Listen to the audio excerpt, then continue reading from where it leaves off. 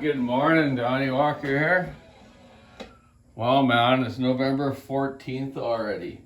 So that means tomorrow's the 15th. Wow, that's pretty good. See what that means? 1 month more to Christmas. Sorry, guys, didn't mean to freak you out. But hey, got 1 month to go buy that honey a nice gift, or your kids a nice gift, or a coworker, or a friend, whatever you want to do. If you're not into it, you're not into it. So, been a few days since I done a video. I've had the weekend off, did a few good things, cleaning up, organizing, and yesterday I came here and spent a couple hours organizing this shop. I needed it badly, and I'm going to continue organizing it. I'm going to go take the engines off my go-karts and bring them here and my tools here and have a better tool selection here. I was at Buckins the other day and got that poulan off of me. Also gave me an axe, and I told you guys about that, but I forgot to show it to you. It's a beautiful double bit axe. It's a True Temper Black Prince number 4. It's called True Temper. Real thin double blade axe. It would probably chop real nice. I don't know what year this was made, but I also have the Buckins special handle. This is pretty special to me. Buckins been into his axes for a while, but now I finally got one of his. So I got him his first power saw. He's got me my first double blade axe that he's made. He hasn't made the head, obviously, but the handle. Beautiful. This is a wall hanger, and I'll keep it here in my shop and display it nicely. This True Temper company, I didn't really know where they're really from. I did a little research. Alexander Miller, back in 1808, first started forging stuff. So I don't know when this was made, but he had an old stone shop in Wallingford, Vermont. Yeah, I'm reading off the paper down there. You know me, I can't remember that stuff. But yeah, Wallington, Vermont, he started back in 1808. Then he started making nails, hoes, shovels, wheelbarrows, everything you can think of True Temper has these days. But this is a nice old piece of steel. Maybe someone could tell me the year of this blade. True Temper Black Prince number 4. The Buckins special. It'll be sitting here in my windowsill for a long time. So yeah, moved a bunch of stuff here. I got that old jonsered 80 I was telling you about. I can't believe how good a shape it is. This jonsered, I kind of told you before, but if you go to the Chainsaw Collector's Corner, you can look up all these old saws, and it gives you a list of every saw, what year they're made, and what went on with them. This one was actually produced from 1970 to 1980. 52 millimeter bore, 38 millimeter stroke, 3.53 kilowatts of power at 8,000 RPM. Had a Pagani ignition, Italian points and condenser system. I think the Pagani was used a lot on scooters and different small engines through the years in Europe. 2.7 millimeters of timing before top dead center, and the points are roughly 0.30 millimeters to 0.40 millimeters point gap, which is probably around 16 to 18 thousandths. I don't have the conversion. I left my vernier caliper, a digital one at work. I'll bring that here to have again. So yeah, 25 to 1 gas, Tillotson HS 101B carb, a good old Tillotson HS's. Yes, low and high speed adjustment, and does not have the governor function that some of the series of carburetors on 288s and 2100s and whatnot that I've showed you have. Let me get a little closer up to this. This morning I've put a piston stop in it. I got the flywheel nut loose. I did not have a puller. I was going to go to work and get the three-hole puller that I have of Husqvarna. My one off the old Comer Italian cart engines did not work quite right. But I did put the nut flush to the end of the crank, a screwdriver behind it, and give it a smack, and this thing popped right off. Lucky. A lot of times that'll work, but sometimes if you got to beat too hard, stop beating, do it right. But that worked for me, but make sure that the flywheel nut is right on the end of the crankshaft. Flush with the end of the crank so you don't damage damage the crankshaft threads or even the nut. So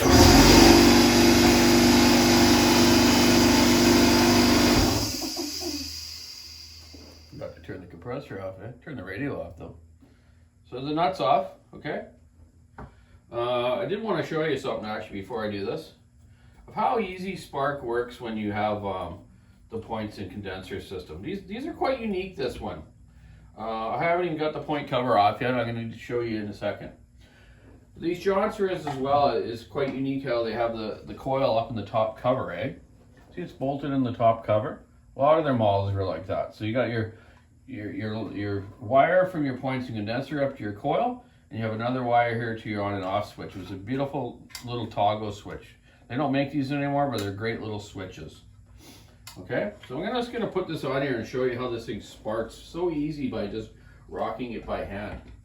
We're new model saws. Every day we get people bring in the saws. It's got no spark, got no spark. Well, it's really hard to see spark on newer CDI type ignitions, electronic ignitions. It's there, but it's really hard to see. You need to have one of those, the testers, the ZAT4 or whatever, where you can adjust it to go 5-6 millimeters a gap, and you should throw a nice blue spark. If it's orangey, then your coil's not so good. But let's just rock this right now, and I'll just show you. It's kind of neat. Hopefully you'll see that.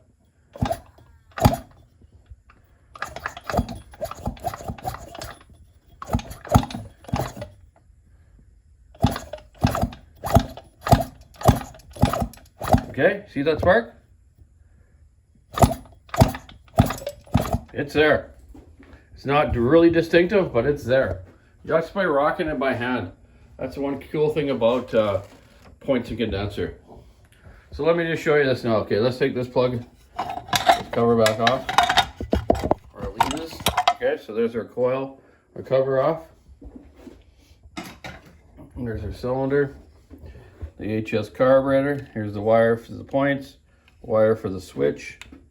Simple choke, simple manual choke. You know, it does have a throttle lock, which is cool. It's got this really cool throttle system. This arm that pushes out, okay? And you can adjust that a little bit to make sure it's going full.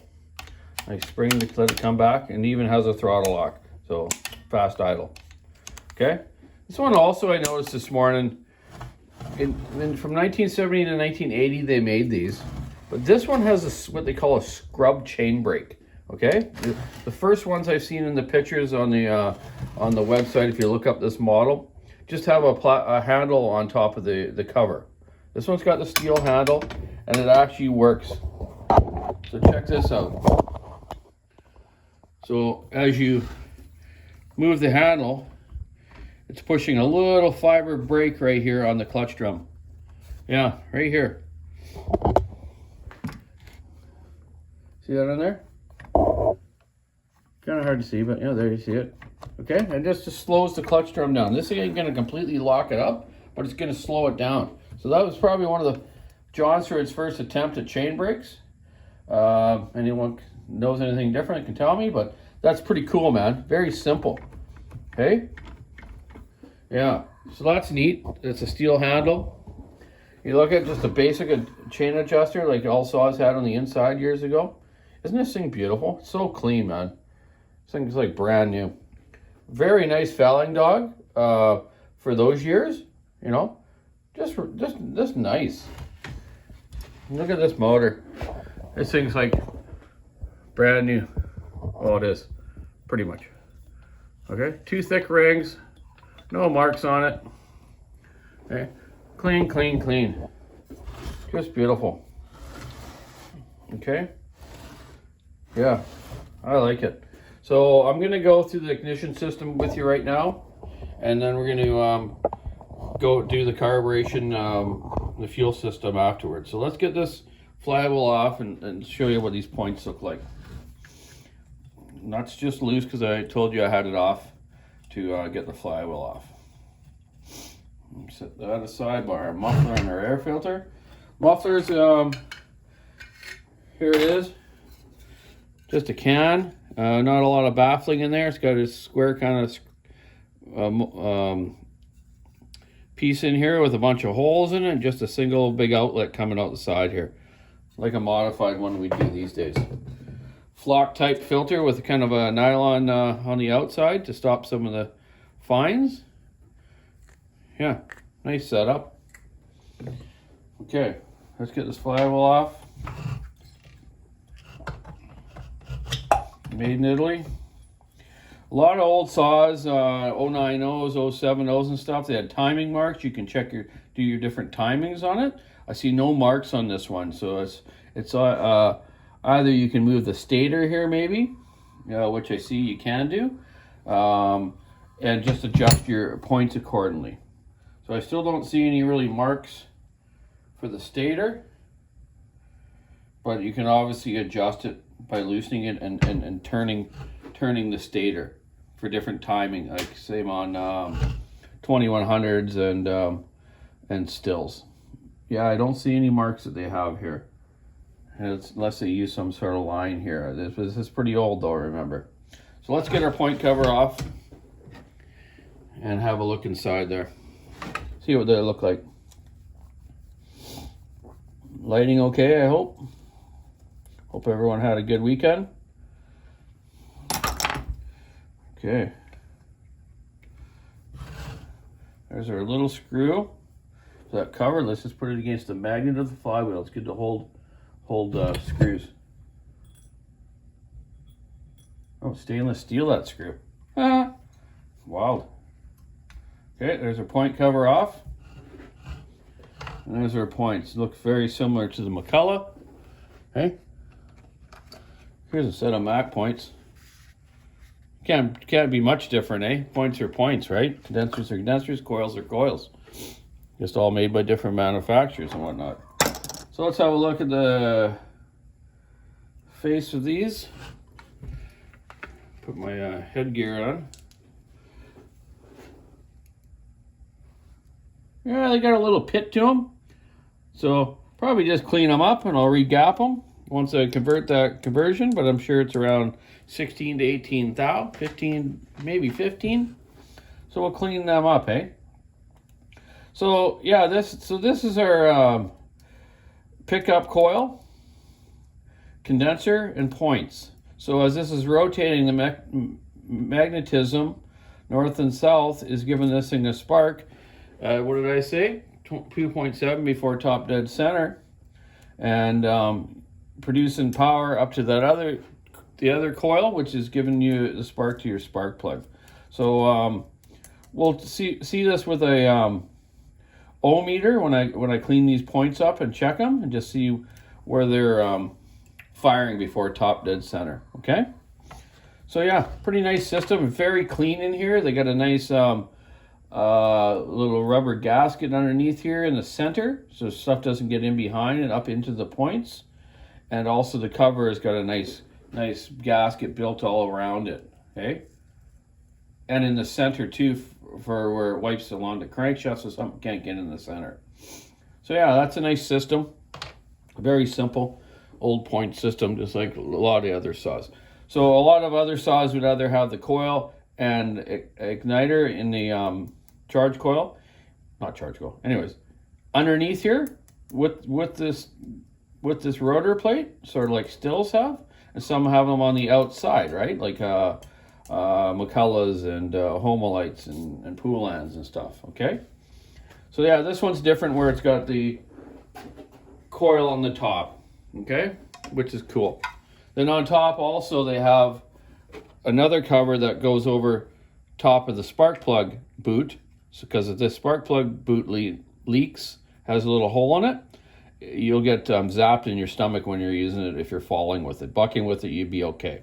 Sort of like the old 056s of stills used to have them up top here, but I used to put a cover over them for the fallers so they didn't get electrocuted. That's 30,000 volts going through you, eh? Not a lot of amperage though. So cool, very cool design. So yeah, we'll get these points cleaned up next time, and then we'll go through the fuel system right from the fuel pickup in here to the carburetor. These are quite neat how they have a a 4-bolt little setup there into this fuel tank. Then your fuel line comes out of it. The pulse is an internal pulse, so you have a gasket with the holes in to line up to the carburetor. And I'll show you that when we put it back together. And then we're gonna run this afterward, obviously.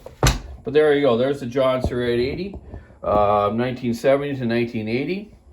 Thanks for lending this to me. And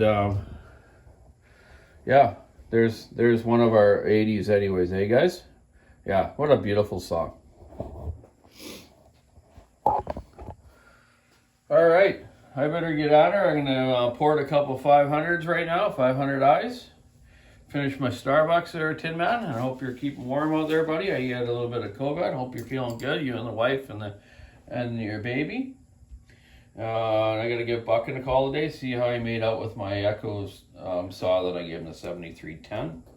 Maybe go out for a visit with him again and pick up my Mac 15, which, you know what, the other day I was talking about it on a line here, and they were made, the Mac 15 was made 1962 to 1969. I don't know why I couldn't find it that day, but here it is right on my McCullough chart. Mac 15, direct drive, manufacturer's date between 62 and 69, okay? So, I have that at Buckins. I'm gonna bring it here and we're gonna get that one running too. So that's my kind of like mid to late 60s type one, eh? In the 80 cc's. Alrighty. It's Monday. Gotta get to work. Keep your saw into it, stick in the ice, rubber on the road. Check out the walkersawshop.com online store. Be safe out there. Be kind to everyone. Have a great week. And remember, 1 month till Christmas. I got you again on that one. Okay. Have a great day. Love you, Mom and Dad. Bye.